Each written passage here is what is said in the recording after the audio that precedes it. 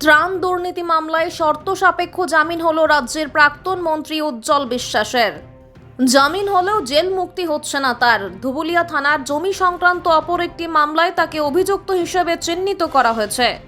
সেই মামলার শুনানি আগামী 2রা জুলাই। সেদিন আবার তাকে তোলা হবে আদালতে।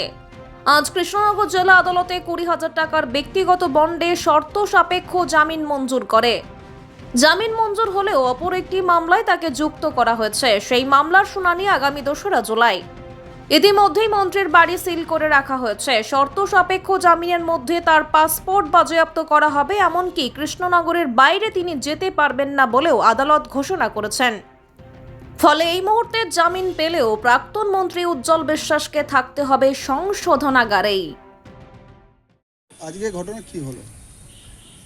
সব দিক বিচার বিবেচনা করে আদালত আজকে অভিযুক্তকে জামিন মঞ্জুর করেছে। অর্থাৎ জামিনটা কি টেম্পোরারি বেল দিয়েছেন, অন্তর্বর্তীকালীন জামিন। এক্ষেত্রে যে যে কন্ডিশনগুলো দিয়েছে, অর্থাৎ সেক্ষেত্রে 30,000 টাকা পিয়ার বন্ড, 20,000 টাকা পিয়ার বন্ড, 30,000 টাকা যার গ্রস স্যালারি থাকবে এবং তাকে সরকারি কর্মচারী হতে হবে এবং তার সমস্ত কাগজপত্র জমা দিতে হবে। এটা একটা কন্ডিশন। দুটো হচ্ছে 20,000 টাকা পিয়ার বন্ড দিয়েছে, পাসপোর্ট জমা রাখতে হবে।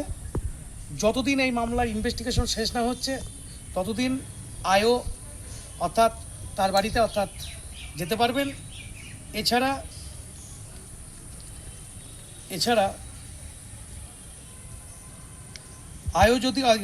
আয়ও যদি মনে করে যে এই সমস্ত ক্ষেত্রে যে তার বাড়িতে পর্যন্ত সেখানে যেতে পারবেন। আর একটা বিষয় সেখানে উল্লেখ করতে হচ্ছে যে এই মামলা চলাকালীন তিনি কৃষ্ণনগরের বাইরে যেতে পারবেন না। আজকে এই মামলা জামিন মঞ্জুর হয়েছে।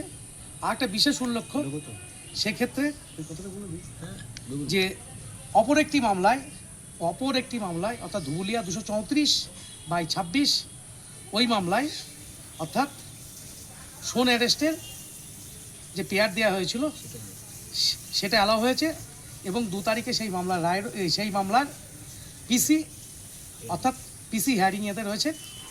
এখন উনি কাস্টাডিতেই থাকছেন।